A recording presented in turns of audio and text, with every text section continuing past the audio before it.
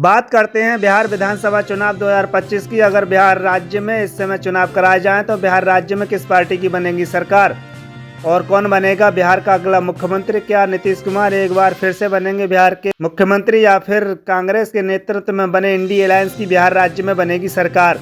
बिहार राज्य में सभी राजनीतिक पार्टियां अपनी अपनी जीत का दावा पेश कर रही हैं। तो इसी बीच बिहार की सभी 243 सीटों का ताज़ा और सटीक ओपिनियन पोल सर्वे जारी हुआ है, जिसके नतीजे आपको भी चौंका देंगे।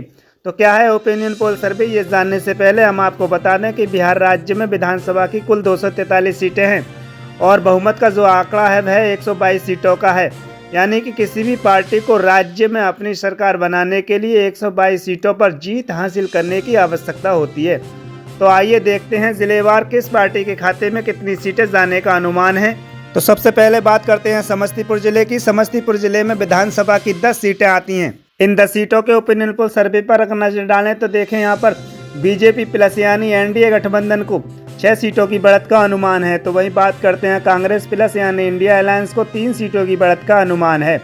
वहीं अन्य पार्टियों की बात करें तो यहाँ पर अन्य पार्टियों के खाते में 1 सीट जाने का अनुमान है। इसी के साथ अगले जिले की बात करते हैं तो अगला जिला है भोजपुर। भोजपुर में विधानसभा की 7 सीटें आती हैं। इन 7 सीटों के ओपिनियन पोल सर्वे को देखें तो यहाँ पर बीजेपी प्लस यानी एनडीए गठबंधन को 4 सीटों की बढ़त का अनुमान है। तो वहीं बात करते हैं इंडिया अलायंस की यानी कांग्रेस प्लस को 3 सीटों की बढ़त का अनुमान है। वहीं अन्य पार्टियों की बात करें तो यहाँ पर अन्य पार्टियों के खाते में 0 सीट जाने का अनुमान है। इसी के साथ अगले जिले की बात करते हैं तो अगला जिला है सहरसा। सहरसा में विधानसभा की 4 सीटें आती हैं। इन 4 सीटों के ओपिनियन पोल सर्वे को देखें तो यहाँ पर एनडीए प्लस को 3 सीटों की बढ़त का अनुमान है। तो वहीं बात करते हैं इंडिया अलायंस की तो यहाँ पर इंडिया अलायंस के खाते में 1 सीट जाने का अनुमान है। वहीं अन्य पार्टियों की बात करें तो अन्य पार्टी के खाते में 0 सीट जाने का अनुमान है।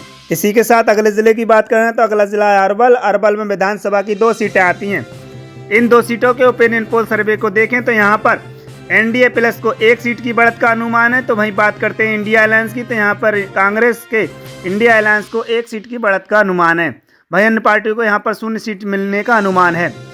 देखा जाए अरवल में काफ़ी अच्छा मुकाबला होता हुआ नजर आ रहा है। इसी के साथ अगले जिले की बात करते हैं तो अगला जिला बक्सर। बक्सर में विधानसभा की 4 सीटें आती हैं।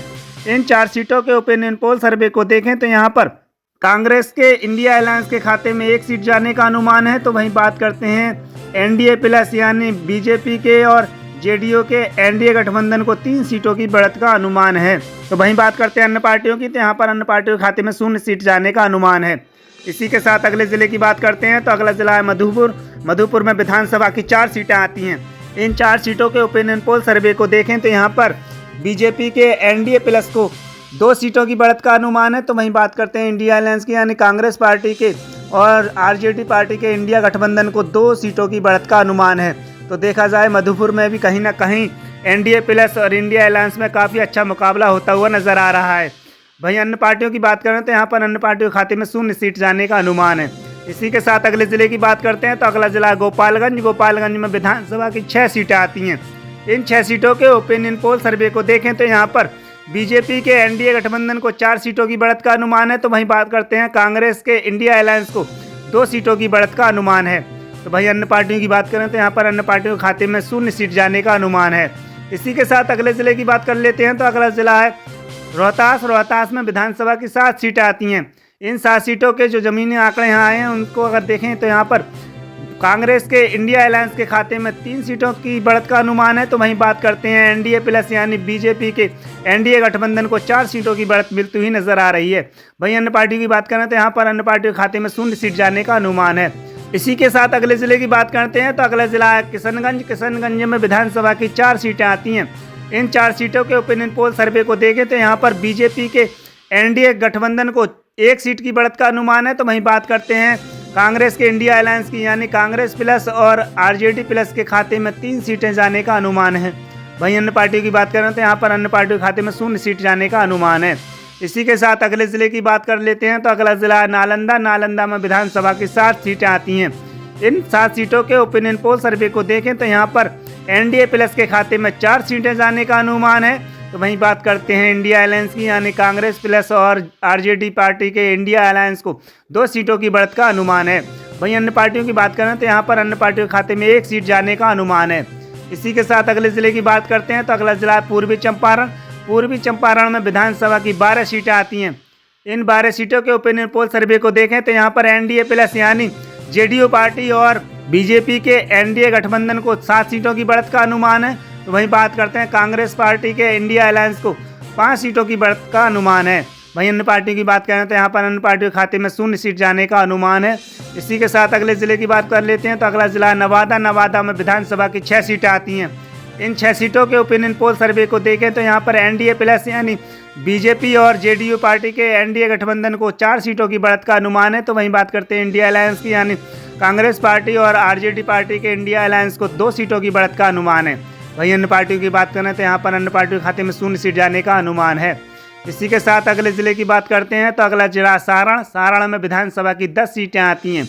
इन 10 सीटों के ओपिनियन पोल सर्वे को देखें तो यहाँ पर एनडीए प्लस के खाते में 7 सीटें जाने का अनुमान है। तो वहीं बात करते हैं इंडिया अलायंस की तो यहाँ पर इंडिया अलायंस को 3 सीटों की बढ़त मिलती हुई नजर आ रही है। वहीं अन्य पार्टियों की बात करें तो यहाँ पर अन्य पार्टियों के खाते में 0 सीट जाने का अनुमान है। इसी के साथ अगले जिले की बात करते हैं तो अगला जिला है शेखपुरा। शेखपुरा में विधानसभा की 6 सीटें हैं। इन 6 सीटों के ओपिनियन पोल सर्वे को देखें तो यहाँ पर एनडीए प्लस यानी जेडीयू पार्टी और बीजेपी की पार्टी के एनडीए गठबंधन को 3 सीटों की बढ़त का अनुमान है। तो वहीं बात करते हैं कांग्रेस पार्टी और आरजेडी पार्टी के इंडिया अलायंस को 3 सीटों की बढ़त मिलती हुई नजर आ रही है। वहीं अन्य पार्टियों की बात करें तो यहाँ पर अन्य पार्टियों के खाते में 0 सीट जाने का अनुमान है।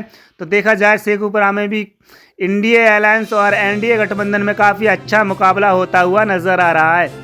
इसी के साथ अगले जिले की बात करते हैं तो अगला जिला है मधुबनी। मधुबनी में विधानसभा की 10 सीटें आती हैं। इन 10 सीटों के ओपिनियन पोल सर्वे को देखें तो यहाँ पर बीजेपी के एनडीए गठबंधन को 6 सीटों की बढ़त का अनुमान है। तो वहीं बात करते हैं इंडिया अलायंस की तो यहाँ पर इंडिया अलायंस के खाते में 4 सीटें जाने का अनुमान है। वहीं अन्य पार्टियों की बात करें तो यहाँ पर अन्य पार्टियों के खाते में कोई भी सीट जाती हुई नजर नहीं आ रही है। इसी के साथ बिहार की 243 सीटों में से 99 सीटों के ओपिनियन पोल सर्वे को देखें तो यहाँ पर एनडीए प्लस के खाते में 59 सीटें जाने का अनुमान है। तो वहीं बात करते हैं इंडिया अलायंस की तो यहाँ पर इंडिया अलायंस के खाते में 38 सीटें जाने का अनुमान है। वहीं अन्य पार्टियों की बात करें तो यहाँ पर अन्य पार्टियों के खाते में 2 सीटें जाने का अनुमान है। इसी के साथ अगले जिले की बात करते हैं तो अगले जिला लखीसराय। लखीसराय में विधानसभा की 2 सीटें आती हैं। इन 2 सीटों के ओपिनियन पोल सर्वे को देखें तो यहाँ पर बीजेपी और जेडीयू के एनडीए गठबंधन के खाते में 1 सीट जाने का अनुमान है। तो वहीं कांग्रेस के और आरजेडी की पार्टी के इंडिया अलायंस के खाते में 1 सीट जाने का अनुमान है। तो वहीं बात करते हैं अन्य पार्टियों की तो यहाँ पर अन्य पार्टियों के खाते में 0 सीट जाने का अनुमान है। तो लखीसराय में कहीं ना कहीं दोनों ही पार्टियों के गठबंधनों में अच्छा मुकाबला देखने को मिल रहा है। इसी के साथ अगले जिले की बात करते हैं तो अगला जिला बेगूसराय। बेगूसराय में विधानसभा की 7 सीटें आती हैं। इन 7 सीटों के ओपिनियन पोल सर्वे को देखें तो यहाँ पर एनडीए प्लस यानी बीजेपी और जेडीयू पार्टी के एनडीए गठबंधन के खाते में 4 सीटें जाने का अनुमान है। तो वहीं बात करते हैं इंडिया अलायंस की तो यहाँ पर इंडिया अलायंस के खाते में 3 सीटें जाने का अनुमान है। तो वहीं बात करते हैं अन्य पार्टियों की तो यहाँ पर अन्य पार्टियों के खाते में 0 सीट जाने का अनुमान है। तो बेगूसराय में देखा जाए कहीं ना कहीं एनडीए प्लस यानी एनडीए गठबंधन को काफ़ी अच्छा फायदा होता हुआ नजर आ रहा है। इसी के साथ अगले जिले की बात करते हैं तो अगला जिला कैमूर। कैमूर में विधानसभा की 4 सीटें आती हैं। इन 4 सीटों के ओपिनियन पोल सर्वे को देखें तो यहाँ पर एनडीए प्लस यानी बीजेपी और जेडीयू पार्टी के एनडीए गठबंधन को 2 सीटों की बढ़त का अनुमान है। तो वहीं बात करते हैं कांग्रेस पार्टी और आरजेडी पार्टी के इंडिया अलायंस को 2 सीटों की बढ़त का अनुमान है। तो वहीं बात करते हैं अन्य पार्टियों की तो यहाँ पर अन्य पार्टियों के खाते में 0 सीट जाने का अनुमान है। वहीं बात करते हैं 243 सीटों में से 112 सीटों के ओपिनियन पोल सर्वे को देखें तो यहाँ पर एनडीए प्लस यानी जेडीयू पार्टी और बीजेपी पार्टी के एनडीए गठबंधन को 66 सीटों की बढ़त का अनुमान है। तो वहीं बात करते हैं इंडिया अलायंस की तो यहाँ पर इंडिया अलायंस को 44 सीटों की बढ़त का अनुमान है। तो वहीं बात करते हैं अन्य पार्टियों की तो यहाँ पर अन्य पार्टियों के खाते में 2 सीटें जाने का अनुमान है। इसी के साथ अगले जिले की बात करते हैं तो अगला जिला भागलपुर। भागलपुर में विधानसभा की 7 सीटें आती हैं। इन 7 सीटों के ओपिनियन पोल सर्वे को देखें तो यहाँ पर एनडीए प्लस के खाते में 5 सीटें जाने का अनुमान है। तो वहीं बात करते हैं इंडिया अलायंस की तो यहाँ पर इंडिया अलायंस को 2 सीटों की बढ़त का अनुमान है। तो वहीं बात करते हैं अन्य पार्टियों की तो यहाँ पर अन्य पार्टियों के खाते में 0 सीट जाने का अनुमान है। इसी के साथ अगले जिले की बात कर लेते हैं तो अगला जिला है कटिहार। कटिहार में विधानसभा की 7 सीटें आती हैं। इन 7 सीटों के ओपिनियन पोल सर्वे को देखें तो जो अनुमानित आंकड़े निकल कर आए उन पर अगर नजर डालें तो देखें एनडीए गठबंधन को 3 सीटों की बढ़त का अनुमान है। तो वहीं बात करते हैं इंडिया अलायंस की तो यहाँ पर इंडिया अलायंस खाते में 4 सीटें जाने का अनुमान है। वहीं बात करते हैं अन्य पार्टियों की, तो यहाँ पर अन्य पार्टियों के खाते में 0 सीट जाने का अनुमान है। इसी के साथ 243 सीटों में से 126 सीटों के ओपिनियन पोल सर्वे में जो अनुमानित आंकड़े निकल कर आए उन पर अगर नजर डालें तो एनडीए प्लस के खाते में 74 सीटें जाने का अनुमान है। तो वही बात करते हैं इंडिया अलायंस की, तो इंडिया अलायंस को 50 सीटों की बढ़त का अनुमान है। वहीं अन्य पार्टियों की बात करें तो यहाँ पर अन्य पार्टियों के खाते में 2 सीटें जाने का अनुमान है। हम आपको बता दें ये सिर्फ अनुमानित आंकड़े हैं, चुनाव की तारीखों का ऐलान होगा और उसके बाद चुनाव होंगे, उसके बाद जो रिजल्ट आएगा निकलकर उसी से तस्वीर साफ हो पाएगी कि बिहार में किसकी पार्टी की सरकार बनेगी और कौन बनेगा बिहार का अगला मुख्यमंत्री। ये सिर्फ अनुमानित आंकड़े बताए जा रहे हैं। इसी के साथ अगले जिले की बात कर लेते हैं, तो अगला जिला मुंगेर। मुंगेर में विधानसभा की 3 सीटें आती हैं। इन 3 सीटों के ओपिनियन पोल सर्वे को देखें तो यहाँ पर एनडीए प्लस के खाते में 2 सीटें जाने का अनुमान है। तो वहीं बात करते हैं इंडिया अलायंस की, तो यहाँ पर इंडिया अलायंस के खाते में 1 सीट जाने का अनुमान है। वहीं अन्य पार्टियों की बात करें तो यहाँ पर अन्य पार्टी को 0 सीट मिलती हुई नजर आ रही है।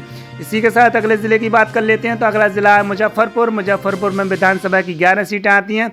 इन 11 सीटों के ओपिनियन पोल सर्वे को देखें तो यहाँ पर बीजेपी और जेडीयू पार्टी के एनडीए गठबंधन को 7 सीटों की बढ़त का अनुमान है। तो वहीं बात करते हैं कांग्रेस पार्टी और आरजेडी पार्टी के इंडिया अलायंस को 4 सीटों की बढ़त का अनुमान है। वहीं अन्य पार्टियों की बात करें तो यहाँ पर अन्य पार्टियों के खाते में कोई भी सीट मिलने का अनुमान नहीं है। इसी के साथ पटना की 14 विधानसभा सीटों के ओपिनियन पोल सर्वे पर अगर नजर डालें तो ये देखें एनडीए प्लस यानी भारतीय जनता पार्टी और जेडीयू पार्टी के एनडीए गठबंधन को 9 सीटों की बढ़त का अनुमान है। तो वहीं बात करते हैं कांग्रेस पार्टी और आरजेडी पार्टी के इंडिया अलायंस को 5 सीटों की बढ़त का अनुमान है। तो वहीं बात करें अन्य पार्टियों की, तो यहाँ पर अन्य पार्टियों के खाते में 0 सीट जाने का अनुमान है। तो देखा जाए पटना में भी कहीं ना कहीं एनडीए प्लस को काफ़ी अच्छा फायदा होता हुआ नजर आ रहा है। देखा जाए यहाँ पर इंडिया अलायंस को काफ़ी तगड़ा झटका लग रहा है। इसी के साथ अगले ज़िले की बात कर लेते हैं, तो अगला ज़िला जमुई। जमुई में विधानसभा की 4 सीटें आती हैं। इन 4 सीटों के ओपिनियन पोल सर्वे को देखें तो यहाँ पर एनडीए प्लस के खाते में 2 सीटें जाने का अनुमान है। तो वहीं बात करते हैं इंडिया अलायंस की, तो यहाँ पर इंडिया अलायंस को भी 2 सीटों की बढ़त का अनुमान है। वहीं अन्य पार्टियों की बात करें तो यहाँ पर अन्य पार्टियों को 0 सीट की बढ़त का अनुमान है। तो देखा जाए जमुई में भी इंडिया अलायंस और एनडीए गठबंधन में काफ़ी अच्छा मुकाबला होता हुआ नजर आ रहा है। इसी के साथ अगले ज़िले की बात कर लेते हैं, तो अगला ज़िला है सिवान। सिवान में विधानसभा की 8 सीटें आती हैं। इन 8 सीटों के ओपिनियन पोल सर्वे पर अगर नज़र डालें तो देखें भारतीय जनता पार्टी और जेडीयू पार्टी के एनडीए गठबंधन को 5 सीटों की बढ़त का अनुमान है। तो वहीं बात करते हैं कांग्रेस पार्टी और आरजेडी पार्टी के इंडिया अलायंस को 3 सीटों की बढ़त का अनुमान है। वहीं अन्य पार्टियों की बात करें तो अन्य पार्टियों के खाते में 0 सीट जाने का अनुमान है। इसी के साथ अगले जिले की बात कर लेते हैं, तो अगला जिला जहानाबाद। जहानाबाद में विधानसभा की 3 सीटें आती हैं। इन 3 सीटों के ओपिनियन पोल सर्वे को देखें तो यहाँ पर एनडीए प्लस यानी भारतीय जनता पार्टी के एनडीए गठबंधन को 2 सीटों की बढ़त का अनुमान है। तो वहीं बात करते हैं इंडिया अलायंस की, यानी कांग्रेस पार्टी और आरजेडी पार्टी के इंडिया अलायंस को 1 सीट की बढ़त का अनुमान है। वहीं अन्य पार्टियों की बात करें तो यहाँ पर अन्य पार्टियों के खाते में 0 सीट जाने का अनुमान है। इसी के साथ अगले जिले की बात कर लेते हैं, तो अगला जिला है खगड़िया। खगड़िया में विधानसभा की 3 सीटें आती हैं। इन 3 सीटों के ओपिनियन पोल सर्वे को देखें तो यहाँ पर बीजेपी के एनडीए गठबंधन को 2 सीटों की बढ़त का अनुमान है। तो वहीं बात करते हैं कांग्रेस के इंडिया अलायंस की, तो यहाँ पर इंडिया अलायंस को 1 सीट की बढ़त का अनुमान है। तो वहीं बात करते हैं अन्य पार्टियों की, तो यहाँ पर अन्य पार्टियों के खाते में 0 सीट जाने का अनुमान है। तो देखा जाए खगड़िया में एनडीए गठबंधन को काफ़ी अच्छा फायदा होता हुआ नजर आ रहा है। इसी के साथ अगले ज़िले की बात कर लेते हैं, तो अगला ज़िला है दरभंगा। दरभंगा में विधानसभा की 10 सीटें आती हैं। इन 10 सीटों के ओपिनियन पोल सर्वे को देखें तो यहाँ पर बीजेपी के एनडीए गठबंधन को 6 सीटों की बढ़त का अनुमान है। तो वहीं बात करते हैं कांग्रेस के इंडिया अलायंस की, तो यहाँ पर इंडिया अलायंस को 4 सीटों की बढ़त का अनुमान है। वहीं अन्य पार्टियों की बात करें तो यहाँ पर अन्य पार्टियों के खाते में 0 सीट जाने का अनुमान है। तो देखा जाए दरभंगा में भी एनडीए गठबंधन को काफ़ी अच्छा फायदा होता हुआ नजर आ रहा है। कहीं ना कहीं एनडीए गठबंधन काफ़ी अच्छा प्रदर्शन करता हुआ नजर आ रहा है। इसी के साथ अगले ज़िले की बात कर लेते हैं, तो अगला ज़िला अररिया। अररिया में विधानसभा की 6 सीटें आती हैं। इन 6 सीटों के ओपिनियन पोल सर्वे को देखें तो यहाँ पर एनडीए गठबंधन यानी बीजेपी और जेडीयू पार्टी के एनडीए गठबंधन को 4 सीटों की बढ़त का अनुमान है। तो वहीं बात करते हैं कांग्रेस के इंडिया अलायंस की, तो यहाँ पर यानी आरजेडी पार्टी और कांग्रेस के इंडिया अलायंस को 2 सीटों की बढ़त का अनुमान है। तो वहीं बात करते हैं अन्य पार्टियों की, तो यहाँ पर अन्य पार्टियों के खाते में 0 सीट जाने का अनुमान है। तो अररिया में भी देखा जाए कहीं ना कहीं एनडीए गठबंधन काफ़ी अच्छा फायदा होता हुआ नजर आ रहा है। इसी के साथ अगले ज़िले की बात करते हैं, तो अगला ज़िला बांका। बांका में विधानसभा की 6 सीटें आती हैं। इन 6 सीटों के ओपिनियन पोल सर्वे को देखें तो यहाँ पर एनडीए गठबंधन को 3 सीटों की बढ़त का अनुमान है। तो वहीं बात करते हैं इंडिया अलायंस की, तो यहाँ पर इंडिया अलायंस खाते में 2 सीटें जाने का अनुमान है। वहीं अन्य पार्टियों की बात करें तो यहाँ पर अन्य पार्टियों के खाते में 1 सीट जाने का अनुमान है। इसी के साथ अगले ज़िले की बात कर लेते हैं, तो अगला ज़िला है सीतामढ़ी। सीतामढ़ी में विधानसभा की 8 सीटें आती हैं। इन 8 सीटों के ओपिनियन पोल सर्वे को देखें तो यहाँ पर बीजेपी और जेडीयू पार्टी के एनडीए गठबंधन को देखें तो एनडीए गठबंधन के खाते में 5 सीटें जाने का अनुमान है। तो वहीं बात करते हैं आरजेडी पार्टी और कांग्रेस के इंडिया अलायंस की, तो यहाँ पर इंडिया गठबंधन को 3 सीटों की बढ़त का अनुमान है। तो वहीं अन्य पार्टियों की बात करें तो यहाँ पर अन्य पार्टियों के खाते में 0 सीट जाने का अनुमान है। इसी के साथ अगले जिले की बात कर लेते हैं। तो अगला जिला गया। गया में विधानसभा की 10 सीटें आती हैं। इन 10 सीटों के ओपिनियन पोल सर्वे को देखें तो यहाँ पर बीजेपी और जेडीयू पार्टी के एनडीए गठबंधन को 6 सीटों की बढ़त का अनुमान है। तो वहीं बात करते हैं कांग्रेस पार्टी और आरजेडी पार्टी के इंडिया अलायंस की, तो यानी इंडिया गठबंधन को 4 सीटों की बढ़त का अनुमान है। वहीं अन्य पार्टियों की बात करें तो अन्य पार्टियों को 0 सीट की बढ़त का अनुमान है। तो देखा जाए गया में भी कहीं ना कहीं इंडिया गठबंधन को काफ़ी तगड़ा झटका लगता हुआ नजर आ रहा है। भाई देखा जाए एनडीए गठबंधन को यहाँ पर काफ़ी अच्छा फायदा होता हुआ नजर आ रहा है। इसी के साथ अगले जिले की बात कर लेते हैं। तो अगला जिला वैशाली। वैशाली में विधानसभा की 8 सीटें आती हैं। इन 8 सीटों के ओपिनियन पोल सर्वे को देखें तो यहाँ पर एनडीए गठबंधन को 4 सीटों की बढ़त का अनुमान है। तो वहीं बात करते हैं कांग्रेस के इंडिया अलायंस की, तो यहाँ पर इंडिया अलायंस को भी 4 सीटों की बढ़त का अनुमान है। वहीं अन्य पार्टियों की बात करें तो यहाँ पर अन्य पार्टियों को 0 सीट की बढ़त का अनुमान है। तो देखा जाए वैशाली में कहीं ना कहीं इंडिया अलायंस और एनडीए गठबंधन में काफ़ी अच्छा मुकाबला होता हुआ नजर आ रहा है। इसी के साथ अगले जिले की बात कर लेते हैं। तो अगला जिला पश्चिमी चंपारण। पश्चिमी चंपारण में विधानसभा की 8 सीटें आती हैं। इन 8 सीटों के ओपिनियन पोल सर्वे को देखें तो यहाँ पर बीजेपी के एनडीए गठबंधन को 5 सीटों की बढ़त का अनुमान है। तो वहीं बात करते हैं कांग्रेस की इंडिया अलायंस की, यानी इंडिया गठबंधन को 3 सीटों की बढ़त का अनुमान है। वहीं अन्य पार्टियों की बात करें तो यहाँ पर अन्य पार्टियों को 0 सीट की बढ़त का अनुमान है। तो देखा जाए पश्चिमी चंपारण में भी कहीं ना कहीं एनडीए गठबंधन में काफ़ी अच्छा फायदा होता हुआ नजर आ रहा है। इसी के साथ अगले जिले की बात कर लेते हैं। तो अगला जिला है औरंगाबाद। औरंगाबाद में विधानसभा की 4 सीटें आती हैं। इन 4 सीटों के ओपिनियन पोल सर्वे को देखें तो यहाँ पर एनडीए गठबंधन को 2 सीटों की बढ़त का अनुमान है। तो वहीं बात करते हैं इंडिया अलायंस की, तो यहाँ पर इंडिया अलायंस को 2 सीट की बढ़त का अनुमान है। वहीं अन्य पार्टियों की बात करें तो यहाँ पर अन्य पार्टियों को 0 सीट की बढ़त का अनुमान है। तो देखा जाए औरंगाबाद में भी एनडीए गठबंधन और इंडिया अलायंस में काफ़ी अच्छा मुकाबला होता हुआ नजर आ रहा है। इसी के साथ अगले जिले की बात कर लेते हैं। तो अगला जिला पूर्णिया। पूर्णिया में विधानसभा की 6 सीटें आती हैं। इन 6 सीटों के ओपिनियन पोल सर्वे को देखें तो यहाँ पर भी एनडीए गठबंधन और इंडिया अलायंस में काफ़ी अच्छा मुकाबला होता हुआ नजर आ रहा है। यहाँ देखें तो यहाँ पर एनडीए गठबंधन को 3 सीट की बढ़त का अनुमान है। तो वहीं बात करते हैं कांग्रेस के इंडिया अलायंस की, तो यहाँ पर कांग्रेस के इंडिया अलायंस को भी 3 सीट की बढ़त का अनुमान है। वहीं अन्य पार्टियों की बात करें तो यहाँ पर अन्य पार्टियों के खाते में 0 सीट जाने का अनुमान है। इसी के साथ अगले जिले की बात कर लेते हैं। तो अगला जिला सुपौल। सुपौल में विधानसभा की 5 सीटें आती हैं। इन 5 सीटों के ओपिनियन पोल सर्वे को देखें तो यहाँ पर बीजेपी के एनडीए गठबंधन को 3 सीट की बढ़त का अनुमान है। तो वहीं बात करते हैं कांग्रेस की इंडिया अलायंस की, यानी कांग्रेस पार्टी और आरजेडी पार्टी के इंडिया गठबंधन को 2 सीट की बढ़त का अनुमान है। वहीं अन्य पार्टियों की बात करें तो अन्य पार्टियों के खाते में 0 सीट जाने का अनुमान है। इसी के साथ बिहार की 243 सीटों के जो अनुमानित आंकड़े निकल कर आए हैं, यानी सर्वे में जो अनुमानित आंकड़े निकल कर आए हैं, उन पर अगर एक नज़र डालें तो यहाँ पर भारतीय जनता पार्टी और जेडीयू पार्टी के एनडीए गठबंधन यानी एनडीए प्लस को 144 सीट की बढ़त का अनुमान है। तो वहीं बात करते हैं कांग्रेस पार्टी और आरजेडी पार्टी के इंडिया गठबंधन यानी इंडिया प्लस को 96 सीट की बढ़त का अनुमान है। तो वहीं बात करते हैं अन्य पार्टियों की, तो यहाँ पर अन्य पार्टियों को 3 सीट की बढ़त का अनुमान है। हम आपको बता दें सिर्फ अनुमानित आंकड़े हैं। अभी चुनाव की तारीखों का ऐलान होगा और फिर चुनाव होंगे, उसके बाद जो रिजल्ट आएगा तभी तस्वीर साफ हो पाएगी बिहार में किसकी बनेगी सरकार। तो बिहार में मुकाबला काफ़ी दिलचस्प नज़र आ रहा है। हम आपको बता दें ये सिर्फ अनुमानित आंकड़े हैं। ये अनुमानित आंकड़े चुनाव होने के बाद जो परिणाम आएंगे उनसे भिन्न भी हो सकते हैं। बिहार राज्य में चुनाव होने के बाद जब रिजल्ट आएंगे तभी तस्वीर साफ हो पाएगी कि बिहार में किसकी बनेगी सरकार और कौन बनेगा बिहार का अगला मुख्यमंत्री। और आप भी अपनी राय कमेंट बॉक्स में दे सकते हैं कि बिहार राज्य में इस बार किसकी बनेगी सरकार। इसी के साथ हमारे चैनल को सब्सक्राइब करें और हमारी वीडियो को अपने दोस्तों में ज़्यादा से ज़्यादा शेयर करें और कमेंट बॉक्स में ज़रूर बताएं कि आप हमारी खबर को किस राज्य और किस जिला से देख रहे हैं और आपको क्या लगता है अब की बार बिहार राज्य में किसकी बनेगी सरकार। अपनी राय कमेंट बॉक्स में ज़रूर दें।